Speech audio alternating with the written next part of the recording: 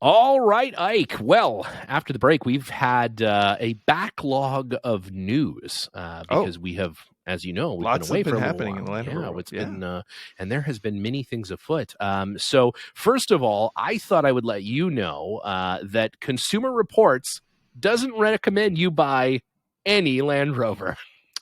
Well, I honestly think that should be taken with a grain of salt, given Consumer Reports' history of faking results on automobile testing.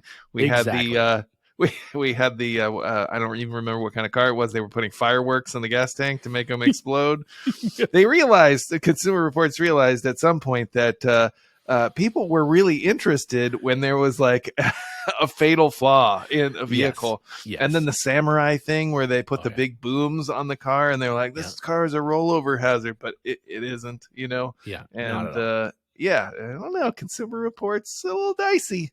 It is a little dicey, and now I don't know if that means any Land Rover that has ever existed, or if it just means the current stable. I skimmed by the article, quite frankly. I'll wait. We retroactively recommend that you not buy this entire mark of Don't vehicle. ever buy it. Now, I would have read the article. I'm just waiting. I'll wait for John to read it to me on an upcoming episode of the Center Steer podcast, and I can glean everything I need from it from there. I don't know. I agree. I think Consumer Reports is one of those things where, like, I don't give it too much of a second thought. It's sensationalist automotive journalism, or product journalism, right? They're like, "Will your hair curler burn your house down?"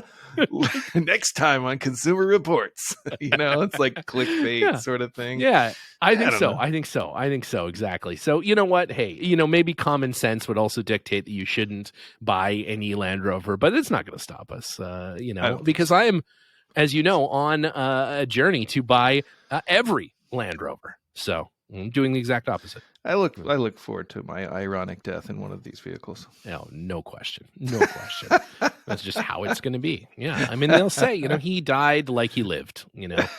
Poorly, poorly in a shitty old Land Rover. Yeah, no, that's great. That's good. So, also, your favorite Land Rover customizing company, Twisted Automotive. Yeah, known for adding no less than 3.5 feet of extra width to your Defender, is shifting to an all staff ownership structure. So they're doing a staff buyout, which is kind of cool. That's a neat thing when companies, I imagine the ownership of the company is either been indicted or has moved on to something else. Hey, within the employees' control of means of production. It can be a good thing. Yeah. Now I want to know: are they bringing the bumper rope production in-house? That's what I want. Yeah, that's a good. Are they going to get their own loom? Yeah, their own bumper weaving loom. Yeah. Then it would be good. I mean, really, you got to think about it. If you really want to make a high-end twisted Land Rover, you really do have to bring the rope production in-house. It's the only way to elevate. It's the only way to do it. You can have different colored ropes. You can have like different textures made out of different types of hemp. Oh my God. This is going off the rails. You could do some nice work there. I'm all for it. I think it's a great, now, in the opposite direction. Yeah, I could be a rope ooh, I like that. I like that a lot. So Twisted, if you're looking to, if you're looking to bring on a full-time rope consultant, happy to do it. Happy to do it. Send him a resume. Yeah, send him a resume that's just pictures of your cars with rope on the different bumpers. Ropes, or just pictures of different kinds of rope that that I own. I could just like a rope sommelier. It's gonna be great. You've heard about the rope that goes into the bar and he asks for a drink and the bartender says, I don't serve your kind here. And then the rope leaves and he goes outside and he messes himself all up, and then he comes back in and tries to order the same drink, and the bartender says, "Wait a minute, are you that piece of rope?" And rope says, "Nah, I'm afraid not." Oh boy. Classic Ike humor. Yeah, that's what the people pay for. You're gonna cut that out, aren't you? No. We'll make it a Patreon exclusive. Maybe. Yeah, we'll make it a Patreon exclusive. Speaking of afraid nots, the fine people at Jaguar Land Rover in an article, have said that they are planning to add at least 6 pure electric variants to be part of the Land Rover portfolio starting in 2024, not next year, but the year after. That's actually pretty soon to have 6. Yeah, they're predicating this plan on the idea that they will receive more computer chips. I feel like those cars are going to need chips. Yeah. Oh, yeah. By then, I'm sure the chips thing will be worked out. ? Yeah, we'll see. It's interesting because the Range Rover is going to be the first full electric, the big full fat Range Rover. Which is it next year or is it 24? So I think it's 24, isn't it? That they were doing the full fat Range Rover. I think so. Yeah. I think something like that. So they're like not just the Range Rover, but 6 others. How many Land Rover models are there right now? Can you add 6? That's basically got to be one of every one, right? It could. I don't know how they're calculating the 6, but it could be like the Range Rover Sport and the Range Rover Sport EV squared, and the Range Rover Sport EV squared black, and the Range Rover EV Sport squared black astronaut and so on. 3 different trim packets. Yeah, it's just different interiors. That's a good point. That's very likely what it's probably going to be. I can't imagine they're going to have 6 different totally different cars. No, I don't think so. And completely 60% EV by 2030 apparently. So that seems a little more realistic, 60% of the cars. But what doesn't make sense is if you're going to have 6 cars in 2024 but only 60% will be, so nothing will happen between 24 and 30. I don't know. I'm sure they got a roadmap for their EV rollout that we are not privy to. But also, I have the sense that this is one of those things that people in government do. They make a plan that's far enough out that they will be out of office before it can ever be enacted. And they're like, it's the next guy's problem. It's not going to be Terry Belleri's problem. That's for sure. It's going to be somebody else. Now, something that is right around the corner and is controversially very cool is the new Land Rover Trophy Works V8 Defender, or Defender V8 Works, or whatever they call it. This one, unlike the original trophy from last year or the year before, where it was sand glow, now I think they're calling it Eastner yellow, but the sort of camel trophy-esque looking Defender, this is quite different. This is much more like if Oakley made a Land Rover, in that it is camo. So it's a black and gray and white camouflage over the entire car, but it's not the breakup pattern, as this is not, I don't think, intended for duck hunting. Instead, the camo is made up of the silhouettes of important Land Rover places and tiny little Land Rovers, tiny little Defenders. It's like a photo collage. If you're trying to picture it, it's like a photo collage that looks like a winter camo, I would say. Yeah. Is that fair to say? Yeah, I agree. It looks like a villain in a Bond film where they have to ski into some secret hideout and it's being patrolled by wintry camo machine gun toting guys. This is sort of like the car they would drive, I think. Yeah, it's true. It's interesting. It's interesting that they continued the trophy name on it, which is kind of, I thought that was sort of to mimic the camel trophy thing, but now it's sort of the camo thing and still a trophy thing. I don't know. Maybe they're trying to bridge that gap between the, just like a whole yearly edition that they offer, and they're like, hey, where can we take this, I'm interested in knowing where they keep coming up with these Defenders, a car they haven't made since 2016. I think you know the answer to that. I think we saw the origins of those vehicles. Yeah, it is interesting. They do have a big bin of Land Rovers out back. These will be both 90 and 110 models, and some double cab pickups as well. But they're only going to make they're going to make a double cab, which is really cool. They're only going to make 25 of them though. So if you want one, they will only make 25. And like I said, there is important Land Rover places, tiny Defenders that make up the camo, and also one tiny Ike. It's on there. It's in a different place on every vehicle. On every one. Yeah, it's been hand applied to each car individually, hidden somewhere deep in the camo. Tiny Ike. It's true. Well, it is. And if you wanted your own tiny Ike, you could simply head to the Underpowered our store, order one up, and you can hide tiny Ikes wherever. I You will can put be 'em. at your door in 2 to 3 days. Yeah, that's exactly right. That's exactly right. You put them wherever you want. Speaking of putting tiny Ike wherever you want, how are things up there at the old Pangolin 4x4? Besides moving, the constant onslaught of moving the workshop, what cars have you got in the hopper there?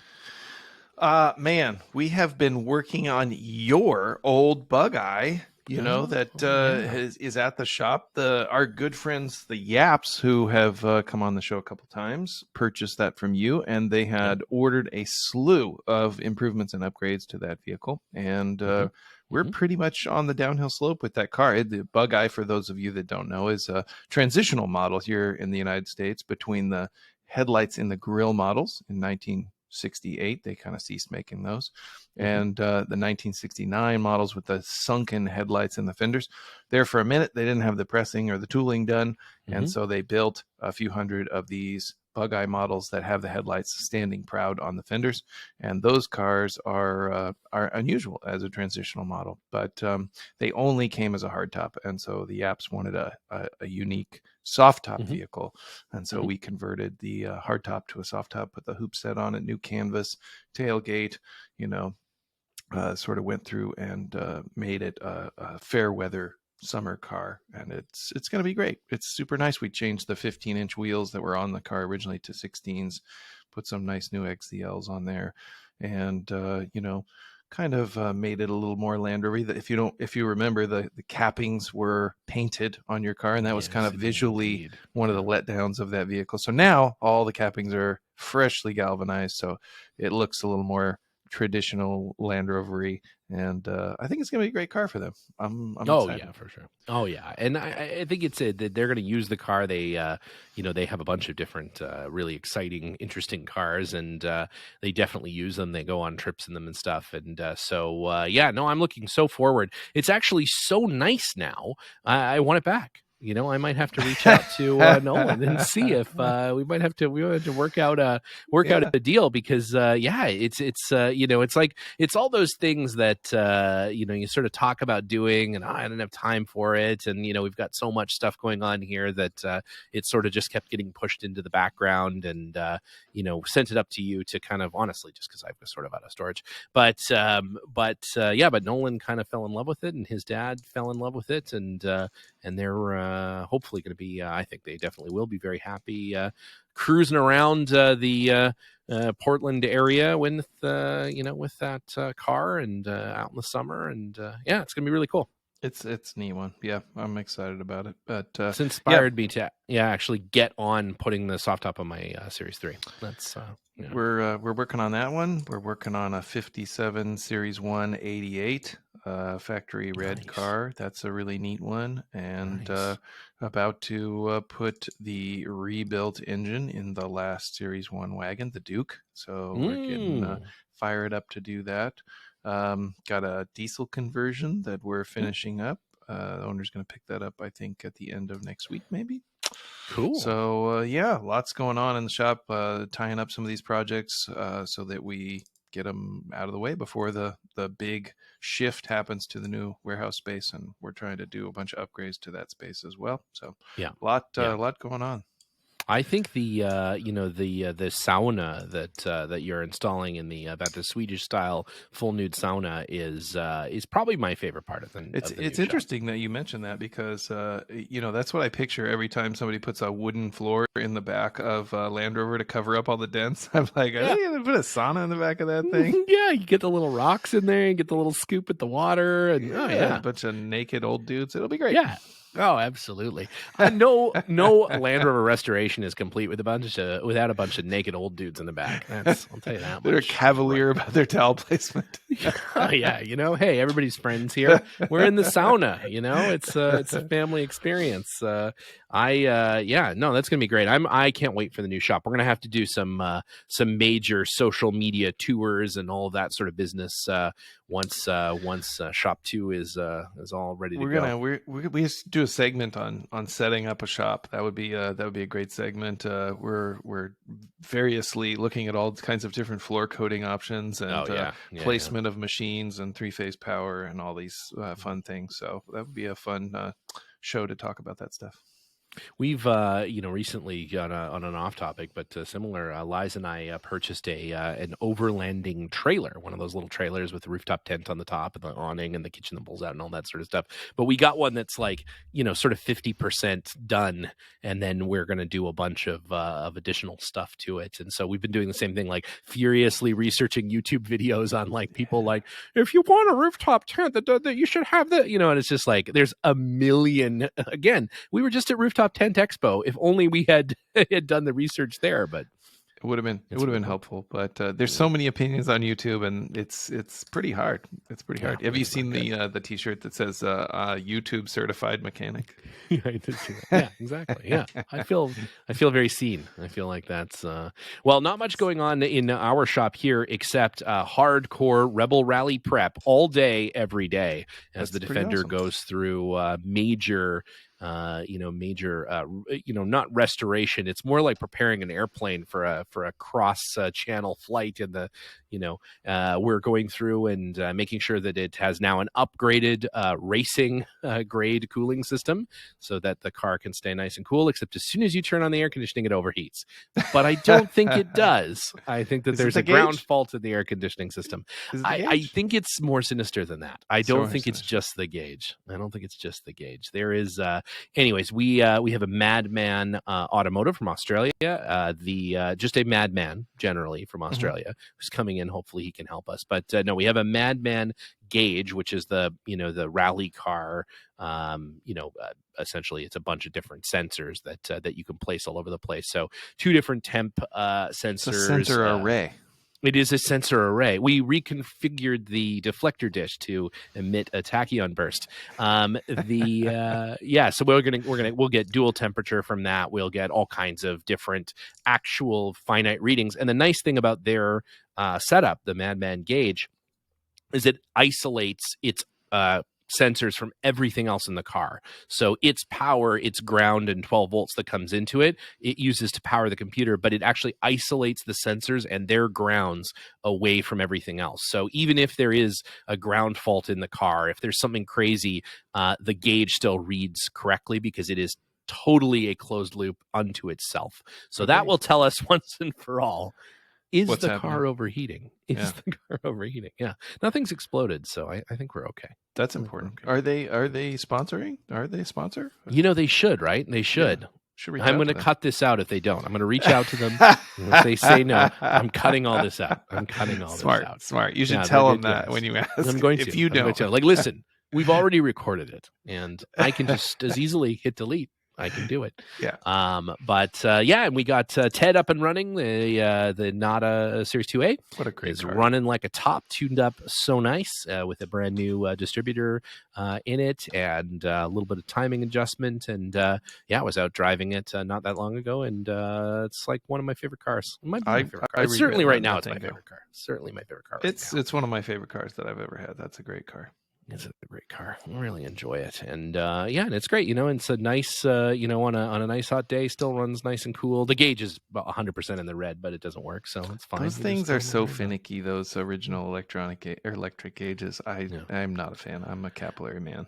I think the next upgrade, the next work we'll do on Ted will be to put in a proper set of mechanical gauges and just ignore those that stupid uni gauge. That thing is total garbage. So in conclusion of today's episode, we have one of everybody's second most favorite segments, the Land Rovers in the movies. So this week's Land Rover in the movies is the unbearable weight of massive talent with none other than Nicolas Cage. In this movie, Nicolas Cage is plays himself. It's sort of a fun caricature, sort of character piece, and he is he is brought to a Pacific island, and antics ensue.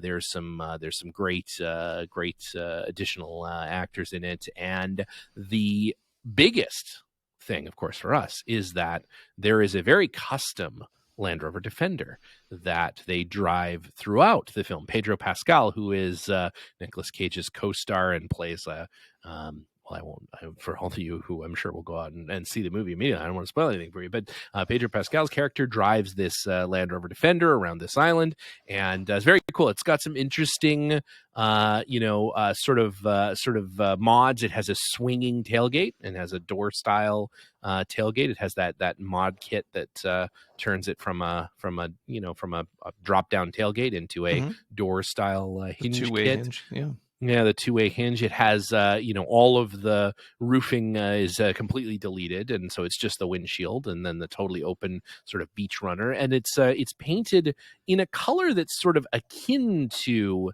the sort of early series 1 green, the sort of pastel green, but not exactly the pastel green of like the Heritage Defender. It's something a little different. I don't know, but it may be custom painted for the film. Probably just a car that someone had that they either had rented or that was maybe procured specifically for the film. But it's pretty cool. It does get into a high-speed chase at one point, which is pretty comical. Did they just speed up the film? Must have. Must have. It is skidding around corners. There's all sort of yeah, exactly. It's hilarious. I would say, I've driven the V8 Works Defender and some of those, and even those cars don't do the kinds of things that this car did in the film. So I'm not sure if it has its original Land Rover engine in it or anything. It looked like a Land Rover drivetrain. It was sitting about the right height and everything, but it's so big a part of the film. It's even on the poster. That's cool. I'll have to check that out. I'm excited to see that. Yeah, it's a pretty fun movie. It's I watched it on the plane back from, I think, coming back from Europe. It was good though. It's pretty cool. Quite a career resurgence for Mr. Cage. It wasn't that long ago where he was starring in a film about a haunted pizza parlor where he fought with demonic Chuck E. Cheese characters. That was 3 years ago, maybe. It wasn't that long ago. It wasn't that long ago. And the funny thing is in the movie he kind of talks about how, again, it is him, but it's a little bit of a caricature of him, right? But they talk about just doing every movie, never saying no to any movie, which certainly for the last few years, Nicolas Cage has been saying yes to everything. Yeah, no doubt. He's been saying yes to everything.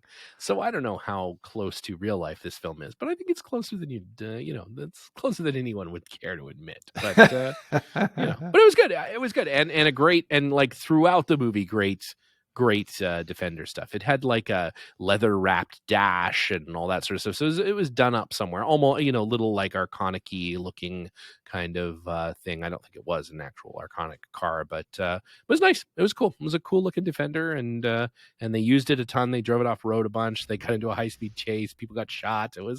It's good. I'm a big fan. I think it was a good movie. So yeah. Well, as always, we've got great stuff up on the Underpowered Hour store. If you haven't visited lately and you'd maybe like to procure one of your own tiny Ikes so that you can start your own camouflage pattern Defender, I'm not sure that it will fetch quite the price that the Land Rover factory one will, but you never know until you try. So we suggest adding a tiny Ike to every Land Rover that you own, and maybe to your home, or others' homes. You visit people, leave Tiny Ike behind. Wait till this year, the Tiny Steven's going to come out. Yeah, the boys in the lab are hard at work. Yeah, they're shrinking you down. They're getting all the details right. They've got the DNA sample. They've got the cloning machine turned up. It's going to be great. Yeah, it's it's pretty hard when all you do is wear jeans and a black T-shirt every day. It's a much more hard. It's much harder to iconize you. So I made it extra difficult for everyone, but they're working away on it. And if you don't mind, as Liza asked me to ask all of you fine people every episode, if you like the show, why not head over to the old Apple Podcasts and leave a review, rating. We prefer 5 stars. If you think 4 stars, maybe send us an email first. Just say, let's be 5 stars, but the constant talk about tiny Ikes, it's getting to us. If you don't feel like leaving a positive review, then again, maybe a different podcast. Head on over to Joe Rogan. You could give him, I don't care, whatever. I don't think he's going to get hurt by a negative review, but we would appreciate it if you wouldn't mind heading on over and giving us a 5-star. For every 5-star review, Steven's mom will call you personally and wish you happy birthday on your birthday. Will happen. Yeah, like it or not, you can't opt out of that. It's just going to do it. And if you're out on the internet, speaking of podcasts, and you haven't yet listened to the last few episodes of Rover Talk, our very, very good friends, Ivan and Dan over there at Rover Talk, they went up and looked at Alpine Joe, that crazy series car with the Alpine Joe logos and everything on the side of it. Great episode about that, going to this dealer that had it and all the crazy things about it. Very interesting car. Very strange car, and they've got some great episodes, great interesting stuff about the market. If you're interested at all about the Land Rover market, be it online, bring a trailer, things like that, or bringing cars in, they are fantastic, and they do a great job, and we love Ivan and Dan, and we're gonna do something stupid with them at some point. We're gonna get it together. We're going to do a collaboration, a Land Rover podcast universe collaboration of some kind. It's like when the Globetrotters meet Scooby-Doo. It's going to be just like that. I can't wait. I can't wait. And great feedback. I forgot to mention it last episode, but great feedback from having our good friend Will Hendrick again on the show. It was a classic episode replay, but lots of people hadn't heard it, and so we'll have to get Will on the show again, because last I talked to him, there's a big crackdown again on imported defenders. It sounds like the government is again on the warpath when it comes to imported defenders, because that's certainly darn you, Joe Biden. That's the biggest thing facing our country right now is illegally imported defenders. God forbid. So we'll have to have Will back on again. That Absolutely. Was great. Yeah, good feedback on that. And there's a lot of actually movements within state governments to rescind the registrations of different types of vehicles. Sometimes it's for emissions, sometimes it's for various ideas about what should be on the roads. I know that Maine rescinded the registrations of Japanese mini trucks, and some other types of Japanese cars kind of got caught up in that, and so people bought these cars like 10 years ago. They've been driving around, and then they get a letter in the mail like, what? I can't drive my car? Why? What are you talking about? Yeah, and then I think New Jersey, I read that they are cracking down on people that are deleting emissions equipment from their cars. So they advertise their car on Facebook Marketplace or Craigslist or what have you, and they say that their car's been deleted or chipped or whatever, and the state sends them a rescindment of their registration, and that means that they can't sell it either without converting it back to having all emissions equipment, which sometimes very, very costly, can cost tens of thousands of dollars to put catalysts in it and revert the software back, and all these sorts of things. So basically it makes it trash. You can't drive it on the street, and you can't sell it, and you either sell it out of state or you scrap it. It's pretty crazy. It's really interesting, and it's who knows how that could play out in the future. People are like, oh, Yeah. I don't like your car. Rescind your registration. Yeah, we'll just rescind yours. Well, there you go. That's I'm glad that's what we're focusing on as a country. As a country, yeah. Getting those Japanese mini trucks off the road, God forbid. It's like school shootings, and then I think the Japanese mini trucks. That's right. Yeah, in that. Well, and sometimes not even in that order. What it does mean is that I am just one step farther away from my dream of driving a Jimny here in California. Man, those things are amazing. I can't wait to get one. We're gonna get one. We got to get one. We're going to bring it in. Well, I think if we do the little D conversion kit on it, we might just confuse the border enough to get it passed. Yeah, you're going to bring in an illegal vehicle and register it as something that is inviting tremendous scrutiny. It's perfect. Wait, yeah, that's like putting your exotic pet inside a brick of cocaine to bring it in the United States, and then wrapping that in salami. Yeah, exactly, and packing it inside of fruit and vegetables, and then just carrying it onto the airplane. It'll be fun. Yep, that's exactly. I think it's enough things together that it would throw them off. They're like, this is too much paperwork to deal with this. Just go. That's my hope.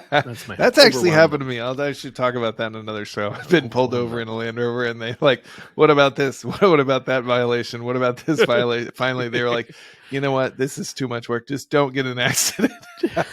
Just don't ever get in an accident. Like, that's fine. It doesn't really go fast enough. Thank you, officer. Right. Thank you, officer. I appreciate it. Well, at that, it's been a slice as always, and looking forward to again. We've got some great guests coming up here in the next few weeks. So good. Ooh. Oh boy. We have got much higher class podcast level guests than we deserve on this level. It's a pretty low bar, really. It isn't. It's very, very low. Barely listened to, and certainly never appreciated. But next week, the Land Rover chatbot. We have enough samples of Ike and I now that I think we can just deep fake us. I think so, and it will be better. The AI deep fake will be much better. Much better. Much. All right. We all know that. See you next time, Steven. Bye for now. See ya.